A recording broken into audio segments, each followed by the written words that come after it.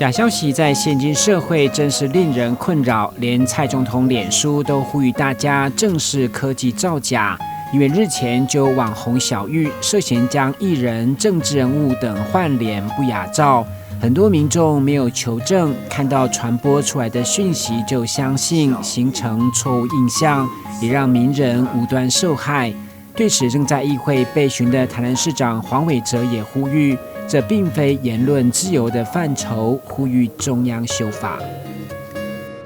这个假人像、假新闻、假消息的流传，这样的话对于整个新闻自由是一大伤害。因为这种言论自由是需要有一个法治，而且是不能造假、掺假的。那所以说用这样子的方式，我们希望我们主张，而且赞同中央要严格查。这个东西不属于言论自由的保障，绝对不属于宪法的保障，而且是应该加以打击的。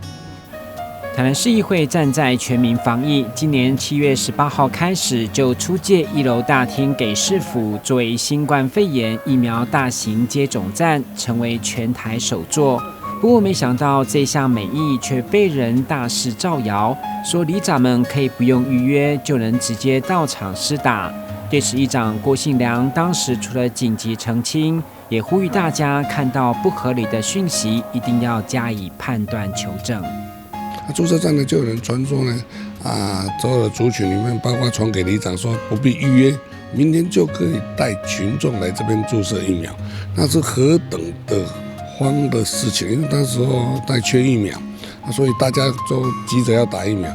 根本不必预约就可以来台南市医院打疫苗，那就会造成交通的阻塞，还一切没有必要的影响。那像这个假消息呢，台南市医院就受到了这个伤害啊。那我希望国人呢，要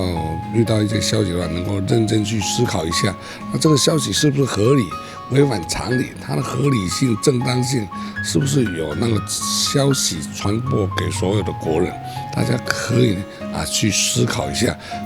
为了终结假消息，台南市府会龙头都出面呼吁大家要有选择资讯的能力，遇到有疑问千万不要再转发，一起来当个耳聪目明的乐听人。记者郭文吉、何乔邦台南报道。